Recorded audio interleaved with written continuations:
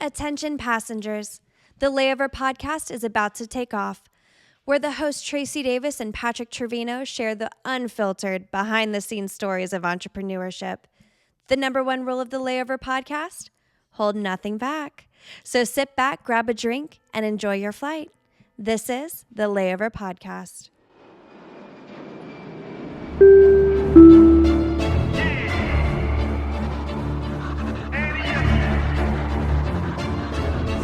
Can't accept the loss, I'm hard-headed.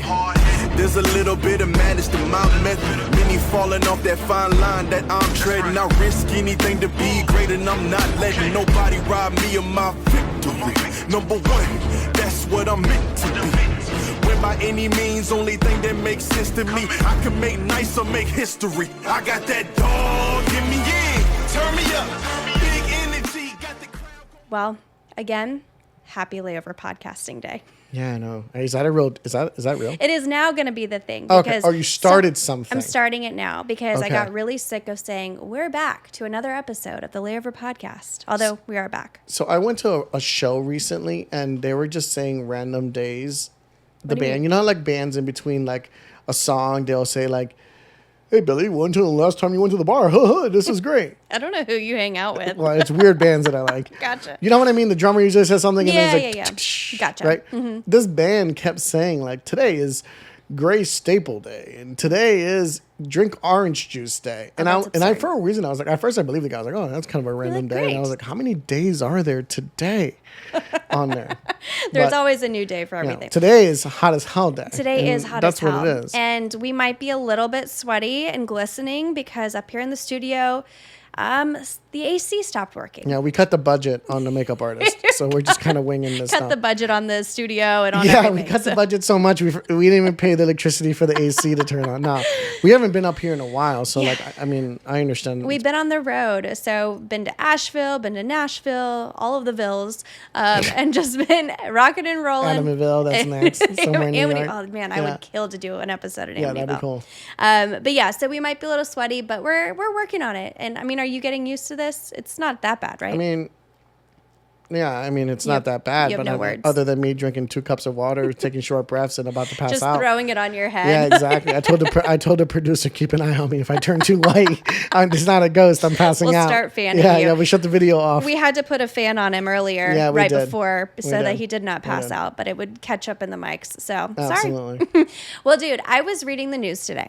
I know you might be shocked. TikTok or I- real news? TikTok-ish, but Okay. also real news. Okay, Okay, cool. But I did see it on TikTok. What'd you say? So it was from another podcast. I don't know if I didn't want to miss it and get it wrong, but it was called the I've Had It podcast. I've never heard of that. Okay. So I'd never either. And it just kind of scrolled up on my What is it called Instagram. again? The I've Had It. Oh, they said I have it. I was like, well, it looks like I have to listen to them now. That was like your drummer. Ting! So it was Like the terrible. drummer. And I don't know what ting means. I don't know if that. Obviously, I wasn't in the band. The worst drummer ever. Yeah, the worst. So the I've Had It podcast. So what I've seen shortly, it was just basically a couple of women that would get, either people were writing in or they were reviewing Right. things, but it was the things that people are just sick of, or I've had it, or this Mm-hmm. is absurd, essentially. Damn, I got to be a guest on this show. I mean, it'd be your whole Oh. life. Your whole life. Well, they brought up this stat, and the stat is legit. It's from Business Insider. Okay, cool. So I'm not making this up. Not TikTok. Not TikTok. Okay. But I wanted to see your face when I read this because it was shocking. Okay. And it's kind of on brand, guys. Yep. Entrepreneurial, you got the thing. So 26 of Gen Z bring their parents to their interviews. So I have so many jokes. if right now. you are going to an interview and, hey, I'm, interviewing you for a job, 26% of Gen Zs are bringing their parents with them. Okay. You originally said 26. Yeah, 26%. But you didn't say 26%. So I thought you were telling me a giant article on 26 people. I was like, Tracy, you do data for a living. That's You're kind like, of big that's not- sample size. 26% of all Gen Z Yeah, bring two their people do this. So 26%. of Gen Zs, they bring their parents to their, as applicants to their job interviews. So can you tell me what the fuck? I mean, I'm sorry to cuss, but that is absurd. What would you do if you were interviewing someone? I just want to make sure that I heard this correctly. 26% Yes. of Gen Zs bring their parents Yes. to an interview, Correct. like a job interview. Like a job interview. for career or like they're like For any type of job interview. just before I go into it, remind me what Gen Z is. You're good at this stuff. Like I'm not. It's like 2000 something. I don't know. It's the generation below millennials. So it's knocking right next door. Yeah, knocking So right they're next pretty door. much knocking on 30. Yeah. No, I mean, no, they're a little bit younger. They're in their mid-20s now. Mid-20s. Yeah, I would say Okay. mid-20s to maybe a little Here, bit. I'll ask a better question. Can they buy alcohol? Yes, they can buy alcohol. Okay, done. Yes. So they bring mommy and daddy Yep. to an interview, To a job interview. and you're asking me what I would do. Yeah, so I wanted to know you. I would hire their parents and say your son needs or daughter needs more years of experience. When I was watching this, the women were like, honestly, you got to blame the parents. I mean, you've got to. But that is, I mean, I cannot imagine. We run businesses. If we were hiring someone and they were like, hi, I'm here to interview for, whatever, human resources. And then they're like, here's my mom. I wanted you to meet her. Like, I don't know what I would do. Thank goodness I'm not in HR, so I don't have to worry about that. But I don't know what I would do. What I would say is it would be really cool. I mean, I have kids. My daughter is not a Gen Z, but she's in college. And in the next 5-6 I think years, she she's would probably be- going to be out looking for a job and a professional. She might be Gen Z. No, she's too young. She's for Gen Gen Z. Alpha. Yeah. Again, I don't know. Yeah. Between all these I know, names, they're- I lose everything. But I will say So this. many jokes.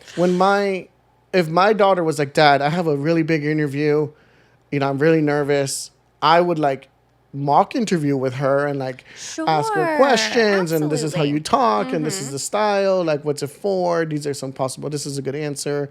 Tell me how you're going to act, Yep. rehearse it, Yep. work with her as a father, as a parent. But if she was like, Daddy, can you take me to my interview? And I wouldn't even drive her to the interview. I would stop at the, hey, can you take me to the I would interview? just push her out of the car. No offense to your daughter. You just do you. Like, go do you. But I think crazy. that, that explains a lot. Mm-hmm. I'm telling you, it explains. I've had multiple times that I'm not going to go on a rant, but I've had multiple experiences where, have you ever gone, I forgot who was the comedian that did it. I can't remember the comedian, but have you ever seen the comedy skit that it was on like all over the internet and melted? I don't think it was from, I think it was a scene from a show that he was on. Okay. But he goes to the coffee shop and the girl is like, do you want a coffee? Yeah. Why, like the high pitch Yeah, voice, yeah. what do you want with your coffee? And if you realize that the guy just asked for a cup of coffee and she's like, what kind of milk do you want on it? Like, not what kind properly of cup? speaking. Do you want it iced or hot? And the guy's like, I just want a cup of coffee. Like, when did that change? I mean, right? I have a joke Simplicity at its best, right? Because it kind of just sounds like your voice. It's fair. But I'm not pretending. That actually is my voice. But I do think that that's concerning. It is a little concerning, Can you right? imagine, hey, I want you to work in my sales department. What, is mom and daddy going to pick up the phone for you and make the sales calls for you? I know. I actually don't even want to answer that. I may actually hire their parents. Because that's commitment. I'm not going to be ashamed to go in there and represent my daughter. It's wild. I know. That's wild. And so I read that today and I saw the video and we'll post it. But it was shocking. And it was like, my heart goes out. I want to just shake the kids. But also millennials, I mean, remember getting picked on all through conferences. Every little conference session was, how do we work with millennials? How do we work with millennials? And they thought we were difficult, right? Because we... Forget it. Yeah. I said it right now. In 10 years, 15, give me 15 years. 15 years, I'll be entering my 50s. Mm-hmm. We will see the first airport shut down at 6 p.m. Yeah. Because they ain't working past that. Hell no. They'll be like, those overnight flights, they better go somewhere else. Bye. They're not coming here. Well, that brings up, because I continue to read today. And another article that popped up was still kind of following this Gen Z thing, right? No offense to our Gen Zers. We love you. No, hell no. I'm going to offend them. You bring your mom to an interview. What the hell's wrong with you? All right. Okay. Well, I will not offend you. Yeah, I will. But they were talking about, because similar, where you're saying that there's a change and a shift in how, the world is working, right? Yep. This new generation, now they're coming up into the workplace. Well, there was another stat that I thought was crazy, where it basically said that 39% of Gen Z respondents of this particular survey, and I'll post it, said that advancing their education is important to them. Mm-hmm. But they said 46% believed that college education is simply not worth the cost. 69% of them believe that the college admission process has become excessively competitive. And basically 58% prefer learning practical skills over formal education. Basically, the overall theme of the article was that Gen Zers are not really believing in the whole college education. I think that is not, honestly, I will say this. I don't think that movement really started with Gen Zs. I think Gen Zs are the result of that, right? I think it actually started in our generation where we're like, okay, college is getting, I don't think it's competitiveness. Like, I think college should be competitive. Life is not fair. It's not. Tough shit, you know? Just because you go to an interview doesn't mean you're going to get the job. Yep. Right? And you're not probably going to get the job because you're probably not the smartest person to do the job. It is what it is. It is like, what it is. That's life, you know? I mean, I wanted a six-pack and play professional soccer, and obviously I didn't come anywhere near any of that, but I could drink a six-pack. I am stepping away from that one. Well, the reason why I bring that up is because life is not fair, man. Isn't. Things happen, and you learn from it, and you build and become a better, stronger person. But I think it started actually from the financial burden of college. I actually think it starts there. They mentioned that. College prices are so astronomical that, I mean, my youngest is 7, 8 years old. Mm-hmm. I don't even know how. Like, college was probably going to cost $300,000 for 4 years. It really is. I can't imagine. At that point, to get a job for $100,000, maybe she's lucky. Maybe 70, 80,000. So if you think about it, employers want all these higher educational people to their companies, but then they don't want to pay for that much. So then, yes, it starts to create a movement that why would I go put myself in $250,000 in debt that if you break it out, it's going to take you, if you had no bills, it's going to take you 4 to 5 years to pay that off. And let's get realistic. You get out of college, you have insurance, you have all these other things to it. Just think about that for a moment. So if you were to grab a $250,000 salary, $250,000 of school tuition, and you break that up into, I don't know, ridiculous payments that you have to make, right? Yep. Let's say $250,000 over 10 years, you're probably paying somewhere between $1,800 to $3,000 a month. Okay. So that means in school loans, you're paying $30,000 to $35,000 in a returning payment. If you make $100,000, this is before Uncle Sam comes knocking. Oh, God. Okay. So it's not like that shit's pre-tax. You know what I mean? So if you break that down, okay, cool. You make 100, you're making 80 after taxes. You're paying 30 for school loans. Yeah. For the next 10 years, you're living off $50,000. It's sad. I mean, I think you're spot on. So forget mommy and daddy go to interview. You're living with mommy and daddy. Unless you land a great job, right? Okay, right. Which is a possibility. Well, they, in the art... But you know what that kills, though, right? That kills all the other degrees. Liberal arts. Yep. Art. History. I think we talked to Brandon about this. Yeah. Where he's like, I'm going to go for history, but you can only become a teacher or a librarian after this. There's nothing else and to it's do. true. Yeah. But it's sad. It is right? sad. So, it's a trickle effect. But I do see that. The problem that I have, and it's not a joke and it's not a shot on it, but it's like, I've watched some lazy ass individuals come from this generation, and now they want to be plumbers and tradesmen. Yep. What are you going to work on a house for 5 hours and then go on break and not come back? It's true. They said, the article talked about that basically trade schools are increasing. I figured it out. What? This generation is going to start the first virtual plumber where they work from home. AI, robots are going to be doing No, not even that. That's too much. They're going to work from home and tell you how to fix it. And charge you an hourly rate. There was actually a commercial on that where it was like, it's someone's technology that they're like, look, now you can just do a virtual. And she literally did call in. And he was like, all you have to do is lift the lid. And she was like, great, thank you.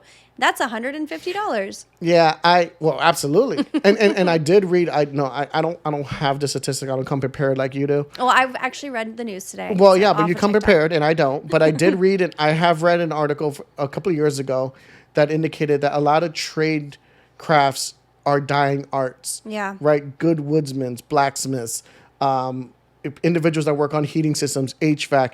It's a really depleting place. Absolutely. And I agree with that. If you're going to tell me, go to college for 4 years and spend $150,000 in school loans and debt, and maybe you'll go land a job working $60,000, $70,000 doing inside sales, whatever, marketing, whatever it is you're doing. Or go to this trade school, become a plumber. Yep. Which is it's decreasing. That the original group that was really into trades is all in the age of retiring now. They're all starting to retire, right? Or Gen and Xers. they don't have anyone to hand it off to. Yeah.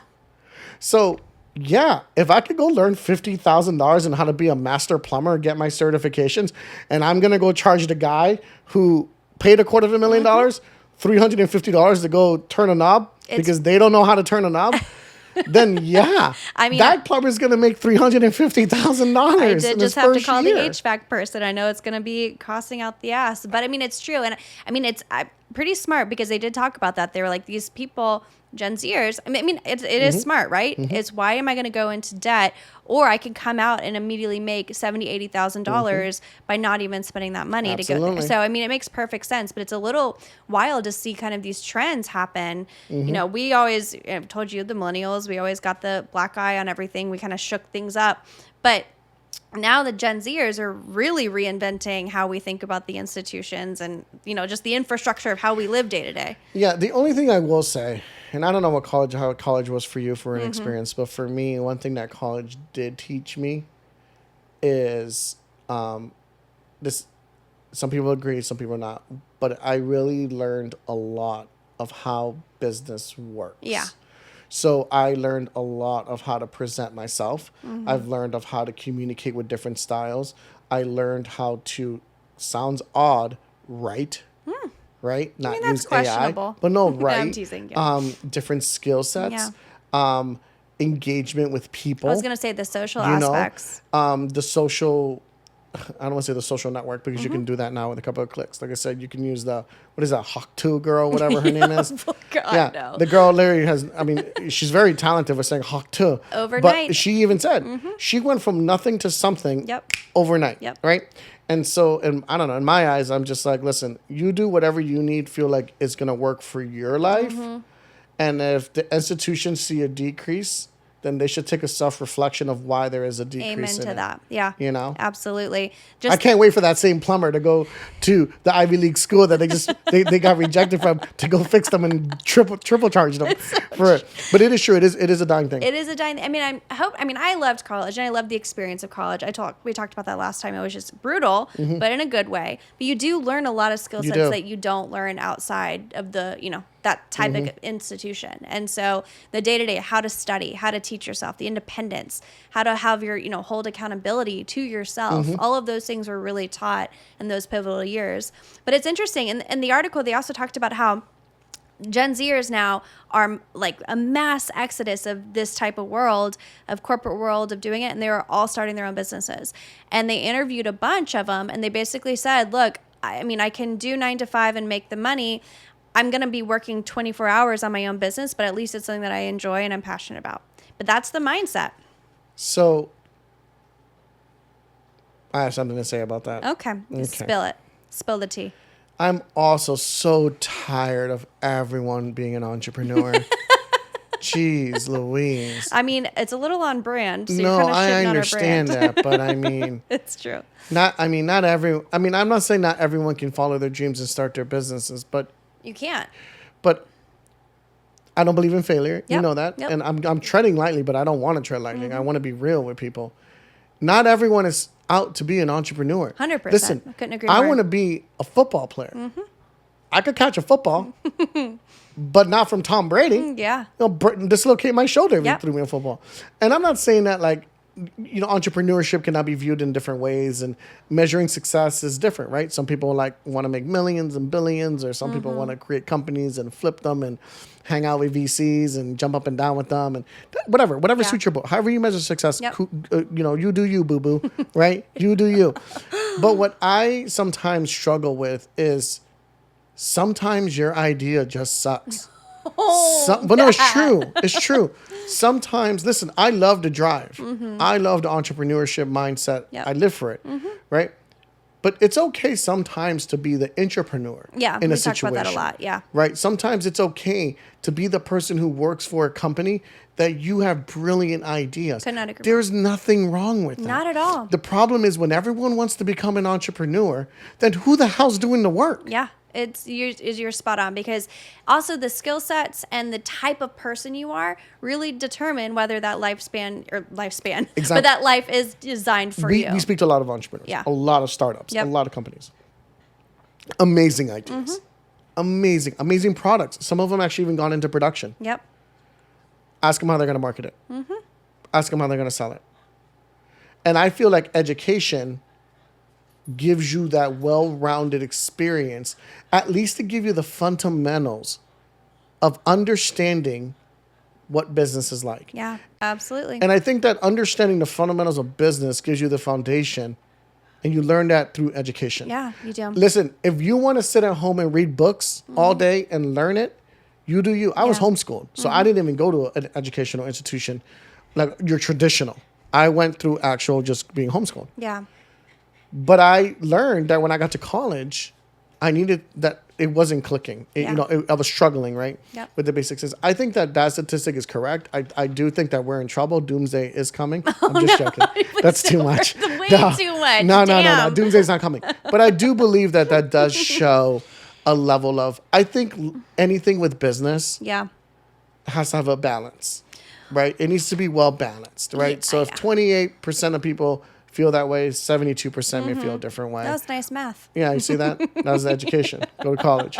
But I think that a big part of it is really fair balance, to be honest with Well, you. you Like know- businesses too. Yeah, I mean, I think you're right. Everyone has glamorized this entrepreneurial thing, right? And it's not that glamorous, first off. But also, being an entrepreneur is extremely important, because they're two different types of skill sets and two different types of brains, and they have to work together cohesively. But the other option of just thinking through this is, what jobs are going to change? So everyone is still thinking in like the nowadays, but if you look at the way that I hate to bring up AI, buzzword of the year, but it has now introduced new types of jobs into the market. So think about Chat GPT prompt engineering, right? That's a legit job. Like, people are now studying how to write prompts for Chat GPT to actually give you back the best information. So those types of jobs are becoming But the I don't market. know why people are like so fascinated about it's creating jobs, it's doing these things. I agree with you. When .NET came out, it was like developers. We still need developers now. We do. So We do. for me, It's always going to be needed. it's always needed, right? Absolutely. I think you're spot on. AI is an amazing tool. I think it's going to help us do things more faster. Yep. But it's not, to your point, it's not really replacing things. It's more of enhancing things, right? Well, yeah. If we made cars the way we did in 1920, Yeah. we would never be able to make enough cars for It's the people true. today.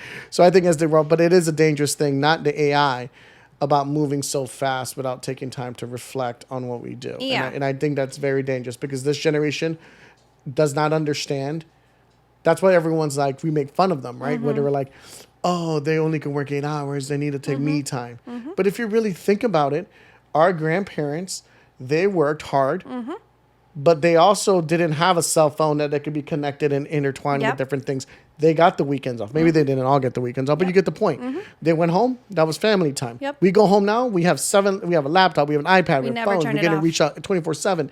All these other things are going on. So I think that what happened is that people got burnt out. It created this movement, which then led into where we are today. Yeah. And then you have some lazy ass people in the mix. And Okay, then this well, becomes like, a perfect okay, storm. so I'm a little woo-woo. Like, I'm a little bit of the self-help type of girly, right? So I can see the pros to this new balance, this newfound balance. Like, I think you have to be careful with the concept of, oh, are they lazy, or are they just ultra efficient and they have learned how to do work in a different way? Your face is killing me right now. I mean, your listen, face, you you're don't like, even there's- have to be. I agree with you. I think what you're saying. I think I know what you're saying.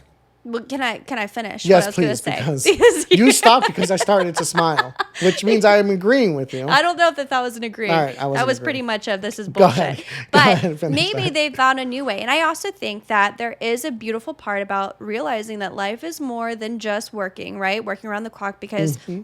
if you look at our parents, you know, fax machines were just now popping up and being cool, but you could leave the office, you could go home, nobody could get in touch with you, Yep. right? Unless you picked up the land phone. Yep. Like, so there wasn't that like need to be on. Like you said, that caused so much burnout that now people are realizing, oh shit, there's more to life, right? I want to find that balance. And I think this new generation, I'd like to say we kind of paved the way a little bit of saying, hey, look, you can remote work a little bit. You can do these things.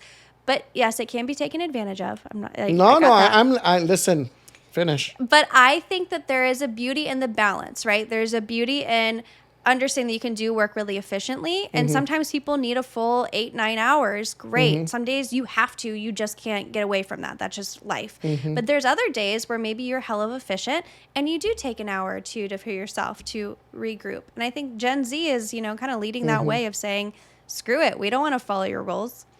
This whole 8 to 5 stuff it's changing for them. But how do businesses cope with that?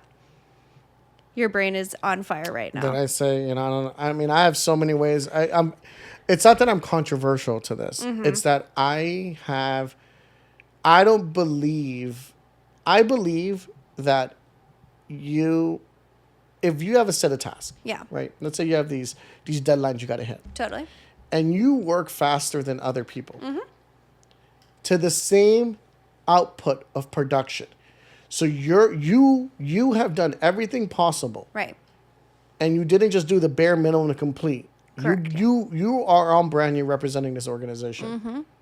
And you did it in 25 hours. If you want to go and do whatever you want to do afterwards, cool. Yeah. Cool. Don't ever email me because you need something urgently because I finished my part and I'm not going to do anything else.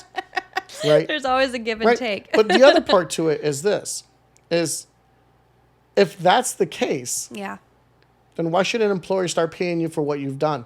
Yeah. And not what you're actually supposed to get paid for. Interesting. So why should I pay you 40 hours? Pay I'm not you working by 40 the hours. hour. Why don't I just put a price to that job you're going to do and you just become a consultant? I'll shave off your benefits and then you have no benefits. Wow. Come on. I'm just joking. That's a joke. That That's just a joke. took a turn. No. That's a joke. That's a joke.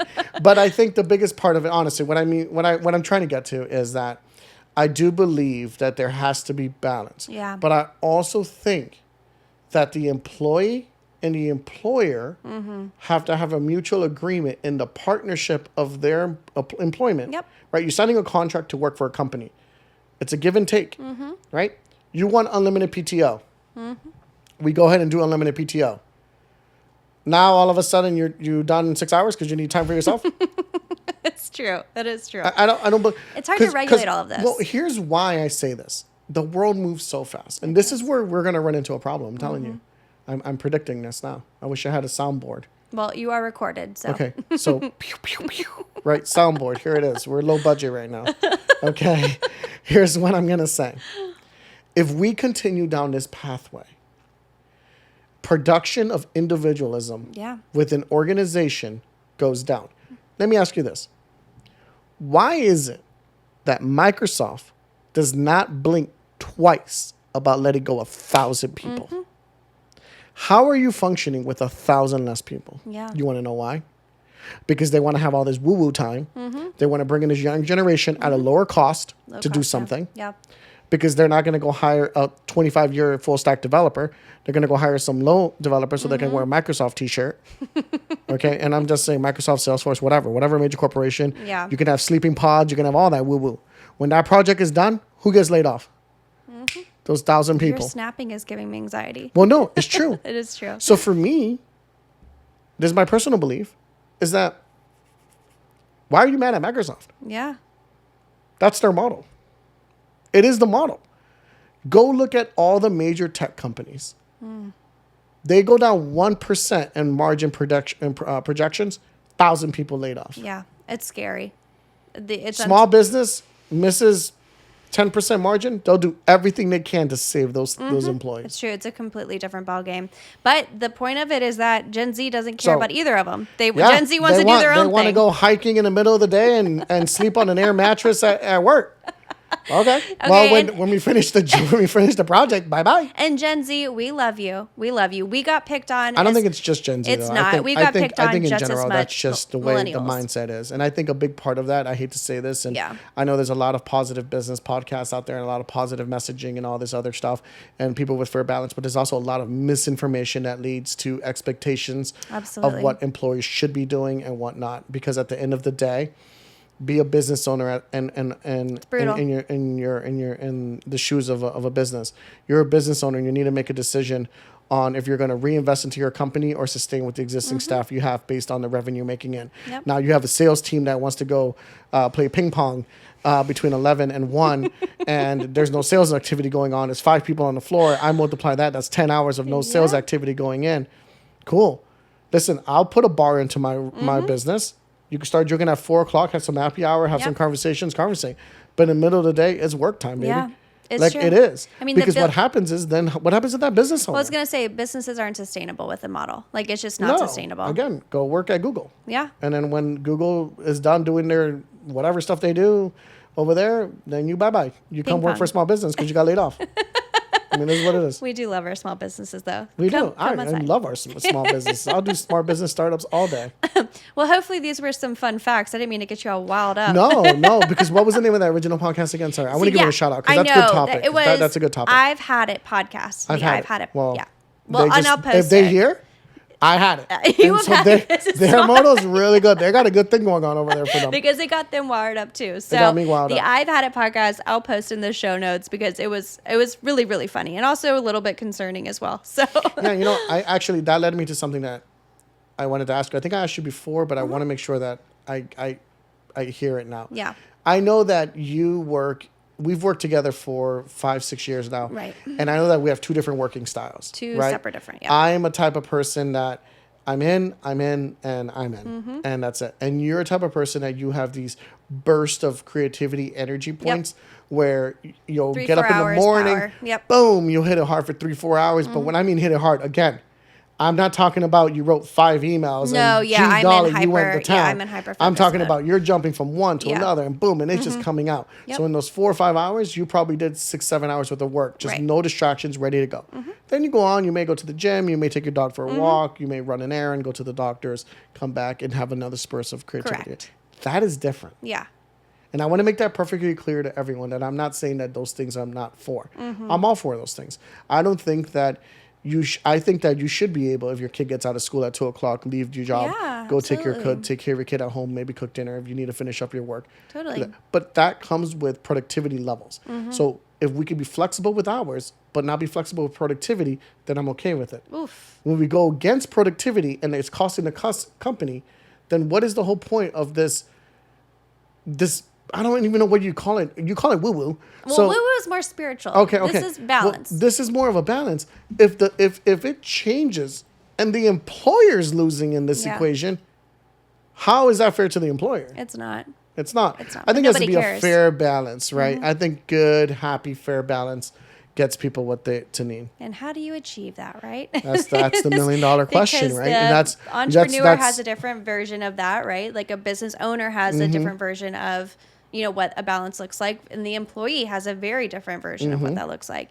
Now I feel like it's very rare to find an employee and an employer who have the same concept. That actually, to your point, equates to productivity and to, a growing business. Yeah. I mean, you see it internally with companies that sometimes they go like, oh, the ops side of a business does not see aligned with the sales side of the business, or why is the sales side, those guys over there or those women over there, they're driving around in Porsches and all this stuff. Okay.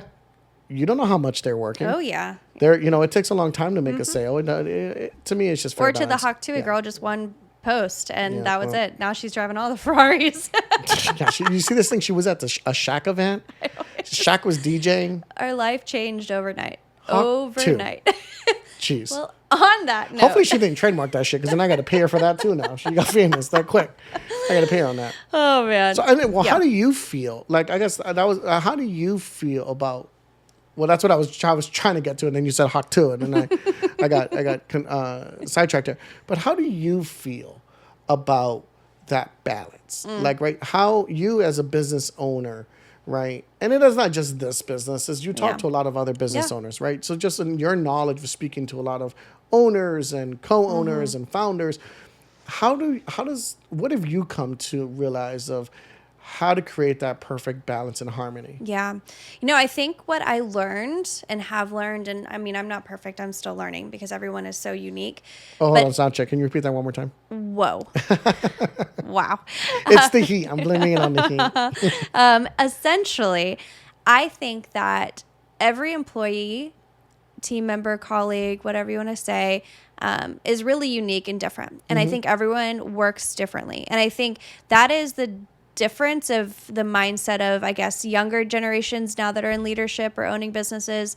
Is I think we're more in tune to understand that, okay, people are going to function differently. To your point earlier, I function where I can work 3-4 hours, I'm literally cranking out 17 different things, but I'm going to need an hour and a half break after that before I can get back in because my brain is completely fried.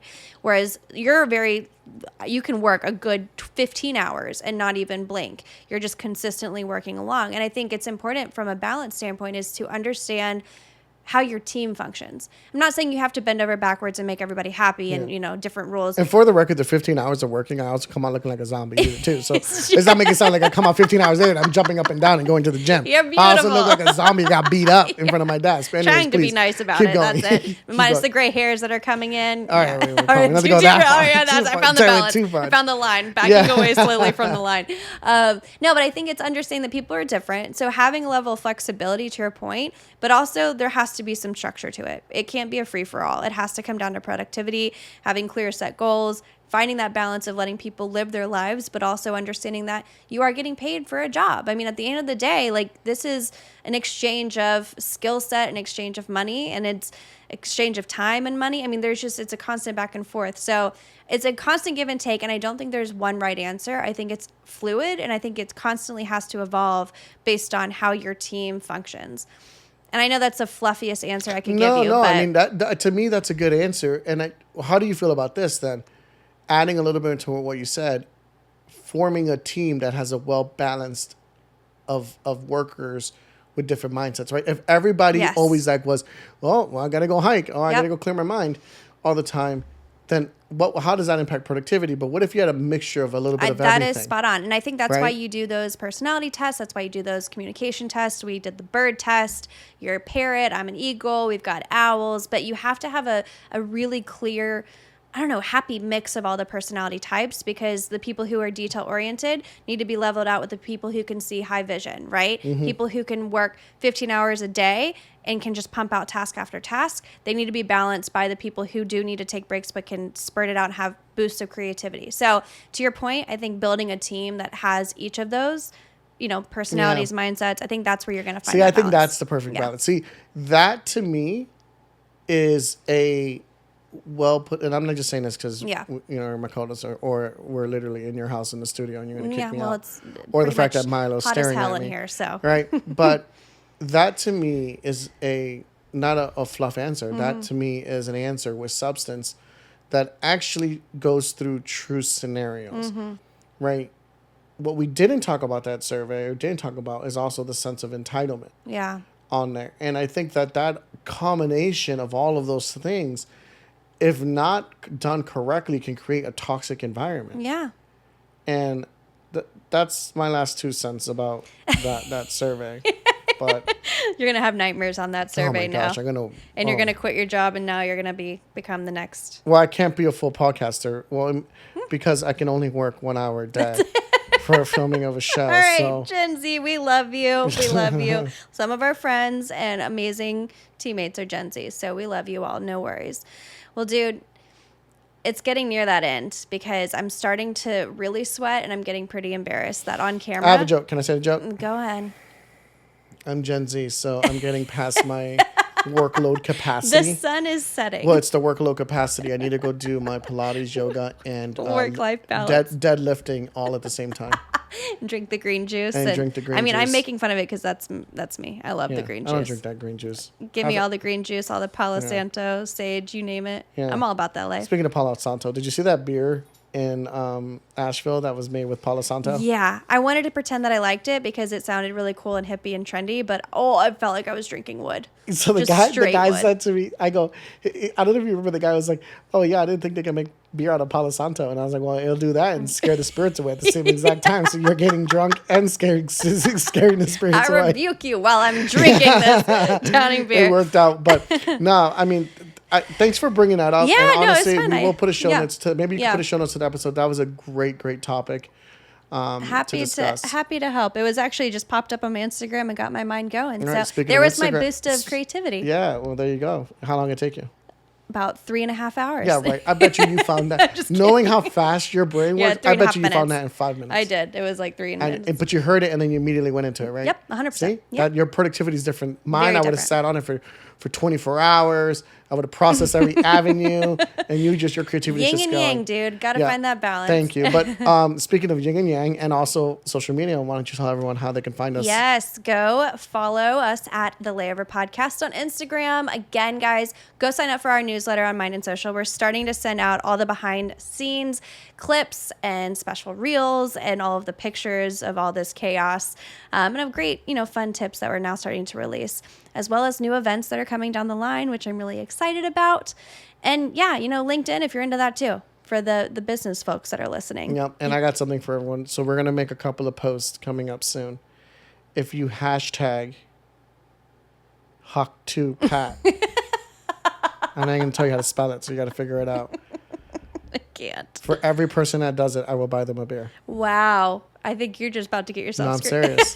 I'm serious. You better not hashtag this Hawk to it. I'm gonna have like 10,000 people buying beers. Hawk to Pat. All right, there you go. If you leave a comment on our LinkedIn Instagram with that hashtag, I love it. But it has to be a Hawk to Pat. I love it. Now you know, guys. Now you know. I will buy you a beer next time I'm in your city. And it won't be the around. Palo Santo beer. Yeah, it won't. Oh, it's not going to be that beer. It's not going to be the 3 cases I want to throw away now. I'm not going to give them away. But no, go ahead, Trace. No, I was just going to say, guys, go follow along and don't forget to rate and review. And please subscribe to it. We love you. We love you. Thank you for all the support. We've got to get the hell out of this studio because it's 80 degrees now. Yep. I've lost 3 pounds sitting here. Bye, dude. Take care.